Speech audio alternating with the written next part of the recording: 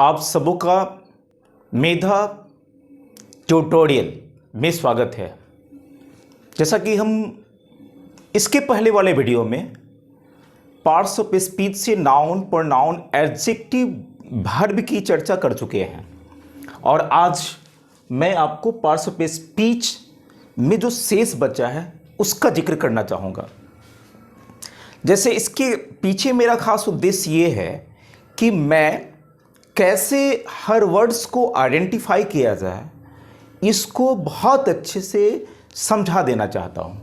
तो यहाँ पर है पार्ट्स ऑफ स्पीच का जो शेष बचा भाग है। जैसे आज मैं जिक्र करने वाला हूँ एडवर्ब, प्रीपोजिशन, कंजक्शन और इंटरजेक्शन का।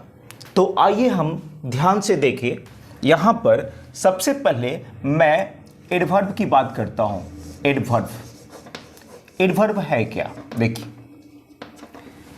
एडवर्ब की अगर मैं बात करूं तो ये क्या करता है? Modifies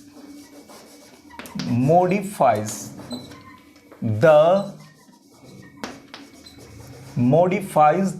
meaning of a verb, ठीक है, वर्ब एंड एडवर्ब, यहां पर लिखते हैं एंड एडवर्ब एंड, ठीक है ना, एंड एडजेक्टिव। देखिए, तो यहां पर देखिएगा, modifies the meaning of a verb and adverb and adjective, that's why it is called a modifier. इस कारण से मॉडिफायर भी बोलते हैं, अर्थात यह वर्ब, एडवर्ब और एडजेक्टिव में आंशिक परिवर्तन ला देता है जब इनके आगे यह प्रयुक्त होता है या इनके लिए प्रयुक्त होता है। जैसे में हम एक एग्जाम्पल से देखें। जैसे देखिए, ही वर्क्स हार्ड। देखिए, यहां पर हार्ड, वह कठिन परिश्रम करता है।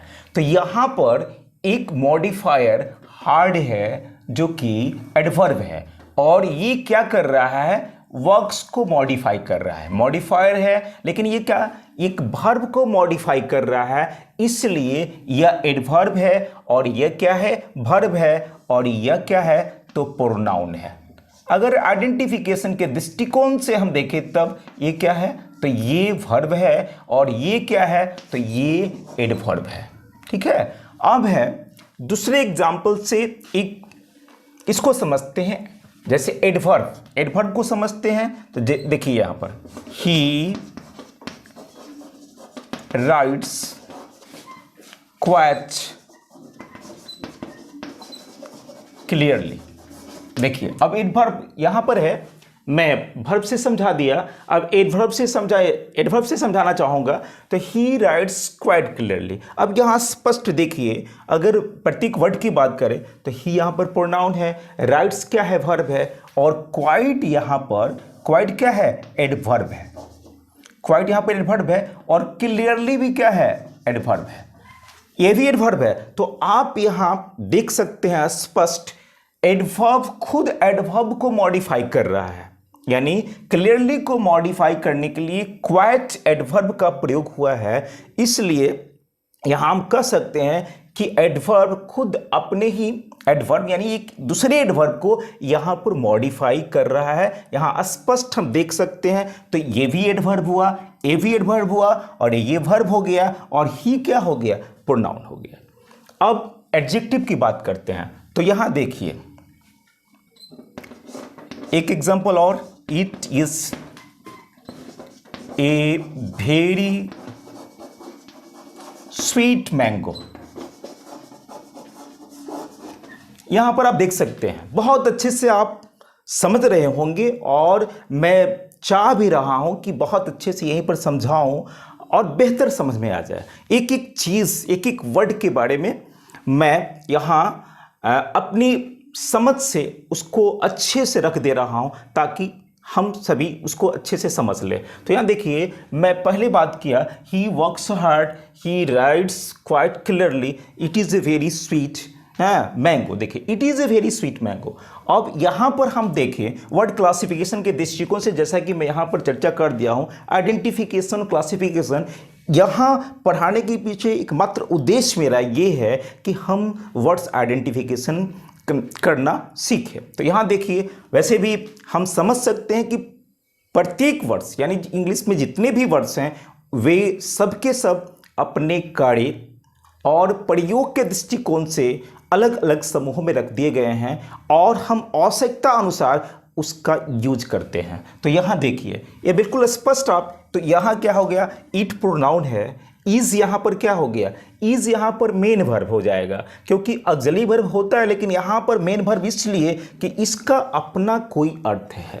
यहाँ देखिए ये क्या हो जाएगा, आर्टिकल हो जाएगा। भेरी, देखिए भेरी यहाँ पर एडवर्ब होगा, भेरी यहाँ पर एडवर्ब होगा, एडवर्ब होगा, और स्वीट यहाँ पर क्या हो जाएगा, एडजेक्टिव हो जाएगा। तो स्पष्ट जो मैं एडवर्ब आपको समझा रहा हूँ यहाँ बिल्कुल क्लियर नज़र आता होगा कि एडवर्ब जो है वो क्या करता है, तो मॉडिफाइज करता है किसको, तो वर्ब को, एडवर्ब को, एडजेक्टिव को। तो यहाँ स्वीट एडजेक्टिव है और एडजेक्टिव को मॉडिफाई करने वाला वर्ड यहाँ कौन है, तो वेरी है। That's why very is called adverb. Clear, स्पष्ट हो गया होगा। अब हम लोग आगे चलते हैं।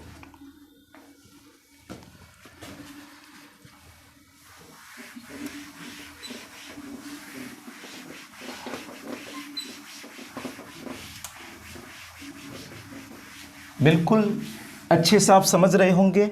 अब मैं आपको प्रीपोजिशन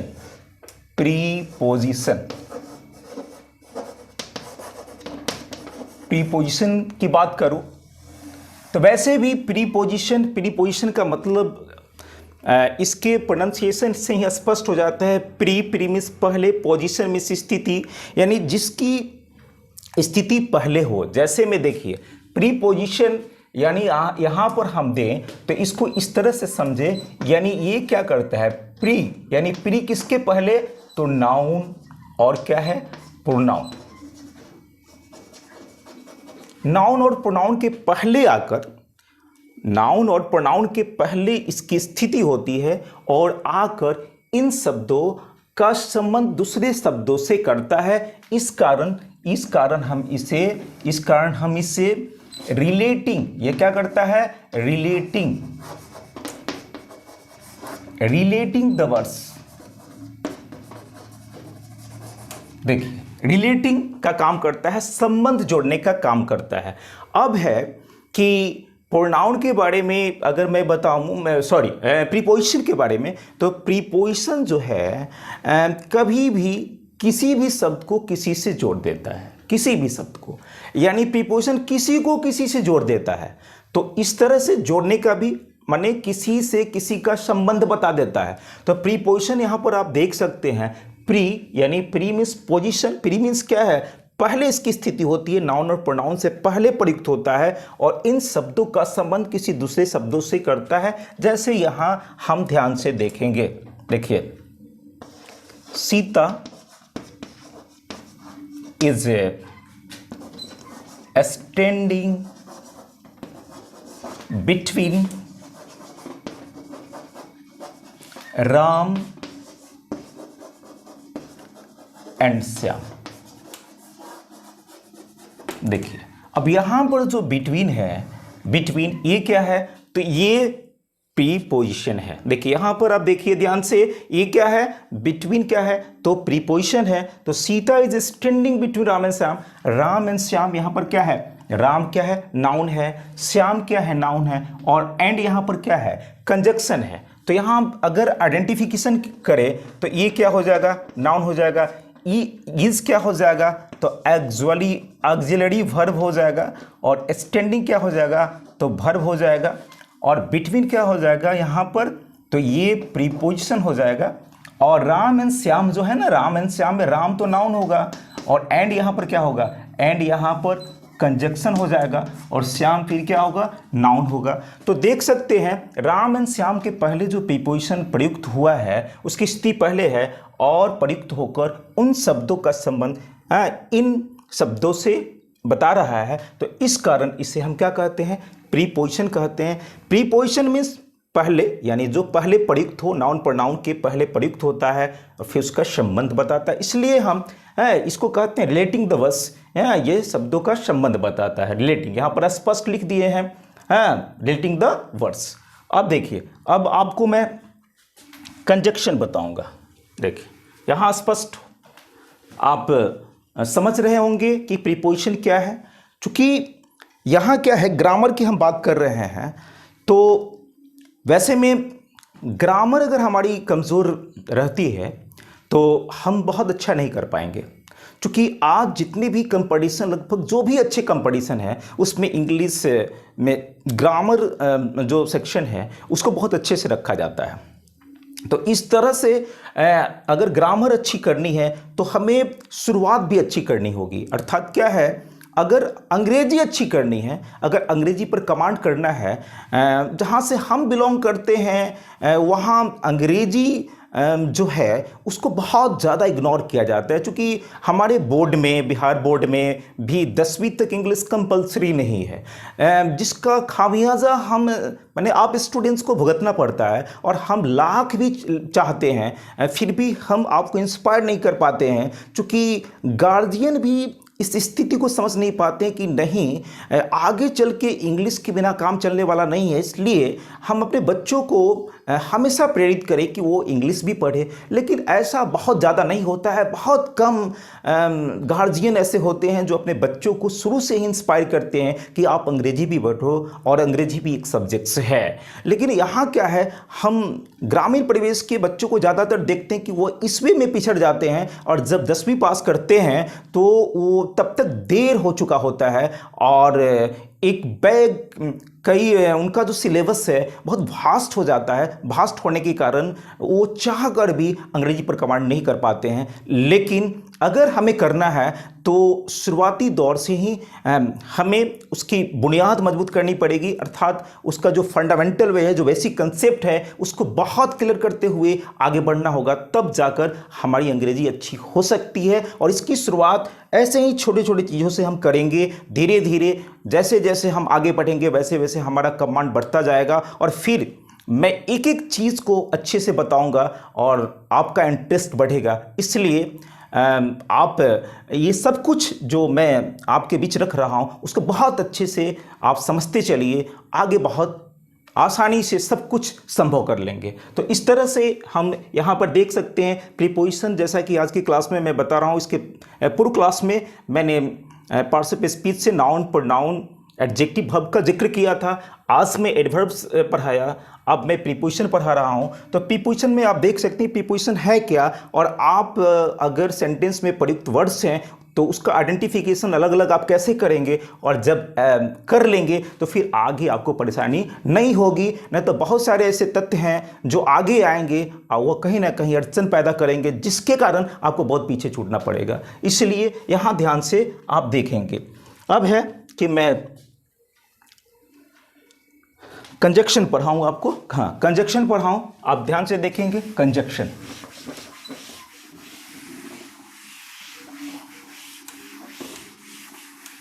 देखिए अब है कंजक्शन।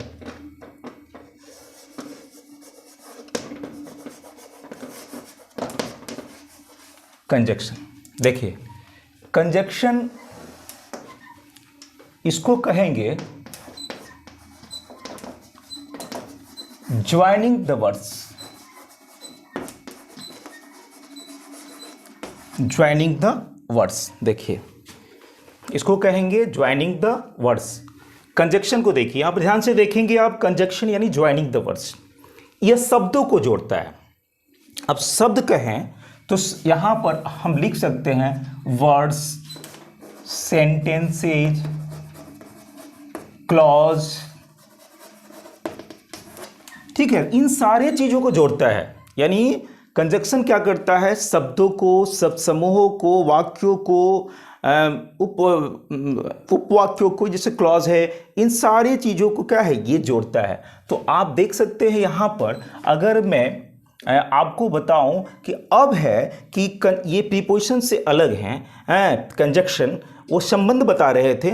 कंजक्शन क्या है? ज्वाइनिंग, ये जोड़ते हैं दो शब्दों को, वाक्यांशों को, वाक्यों को। तो यहाँ देखिए एक चीज़ आप ध्यान रखेंगे कि यह जो है एक ही तरह के शब्दों को, एक ही तरह के वाक्यों को, एक ही तरह के वाक्यांशों को जोड़ता है। यहाँ एग्जाम्पल से आप समझेंगे। देखिए यहाँ पर गिव मी ए पेन और ए पेंसिल। देखिए गिव मी ए पेन और ए पेंसिल, यहां पर देखिए गिव मी ए पेन और ए पेंसिल।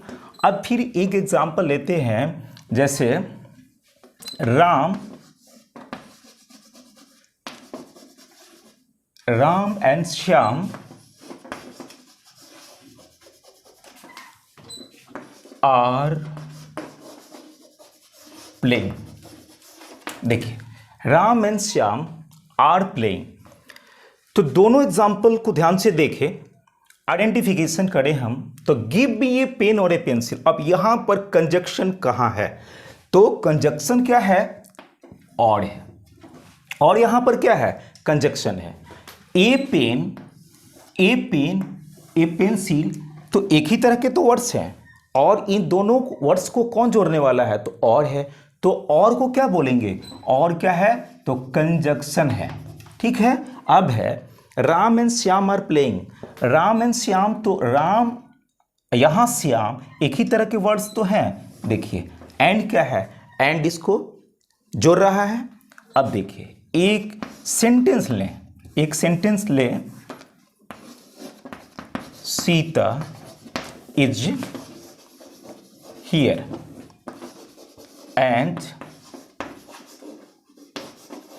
Rekha is there. देखिए Sita is here and Rekha is there. तो यहां आप देख सकते हैं कि यह एक ही तरह के सेंटेंस है। तो एक ही तरह के सेंटेंस को जोड़ने वाला कंजक्शन, यहां पर कौन सा वर्ड है? कंजक्शन है। तो आप यहां देखिए एक ही तरह के शब्दों को, शब्द समूहों को, वाक्यांशों को जोड़ने का काम करते हैं कंजक्शन। हैं तो पहले सेंटेंस में देखिए और कंजक्शन है, यहाँ पर एंड कंजक्शन है, यहाँ पर एंड कंजक्शन है, यहाँ पर दो शब्दों को जोड़ रहा है और दो एक ही तरह के शब्दों को जोड़ रहे हैं, यहाँ दो वाक्यों को जोड़ा जा रहा है। तो यह कंजक्शन है। तो इस तरह से हम समझ पाएं कि कंजक्शन अगर सेंटेंस में प्रयुक्त होते हैं तो उसको हम आइडेंटिफाई कैसे करेंगे। वैसे मैं बताऊं आपको कि इतना से तो काम चलने वाला नहीं है। फिलहाल मैं कोशिश कर रहा हूं कि पहले सबके बारे में थोड़ा थोड़ा बता दूं, उसके बाद जब मैं अलग अलग चैप्टर्स लेकर आऊँगा, नाउन का अलग, प्रोनाउन का अलग, मैंने हर चैप्टर्स को लेकर जब आऊँगा तो बहुत डिटेल्स में आपको एक एक चीज़ बताऊँगा और आप बेहतर समझने लगेंगे। और जब हम पार्ट्स ऑफ स्पीच से सारी चीज़ों को समझ जाएंगे तो और उसका यूज सीख जाएंगे तो निश्चित हमारी अंग्रेजी अच्छी होने लगेगी, शुरुआत अच्छी होने लगेगी, इंटरेस्ट बढ़ जाएगा और तब हम आगे स्पोकन भी कर सकते हैं, बहुत बढ़िया अंग्रेजी भी बोल सकते हैं। जैसा कि आज समय का मांग है, समय के अनुसार हमको चलना है। अगर हम समय के अनुसार नहीं चले तो फिर हमको पछताना पड़ेगा। तो आज भाषा ही कमांड होनी चाहिए, लैंग्वेज पर कमांड होनी चाहिए। और इंग्लिश तो लिंक लैंग्वेज है, ये दुनिया के लगभग देशों में बोली जाती है और फिर इसका ज़बरदस्त डिमांड है। तो इसलिए हमें अंग्रेजी पर कमांड करनी है। तो छोटी शुरुआत से ही हम बहुत बड़ी उपलब्धि हासिल कर सकते हैं। इसलिए हमें छोटी बात को भी इग्नोर नहीं करना है, एक एक चीज़ पर ध्यान देना है। मुझे पूरा विश्वास है कि अगर आप पढ़ भी लिए होंगे तो निश्चित इन सारे क्लास से जो हम क्लास प्रोवाइड कर रहे हैं इससे आप बहुत कुछ सीखेंगे अगर आप ध्यान देंगे तो यहाँ मैं जिक्र कर दिया कंजक्शन के बारे में। और फिर अब आपको एक और बच गया है, इंटरजेक्शन।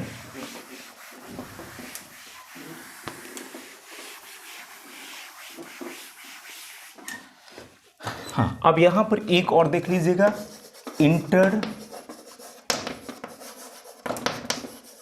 इंटरजेक्शन। देखिए इसमें क्या होता है कि यह देखिए, यह expresses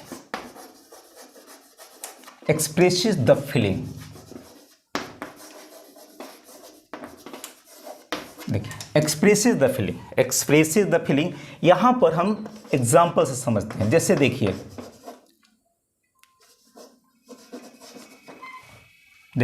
hood I have one the match, full stop. ठीक है, I have one the match.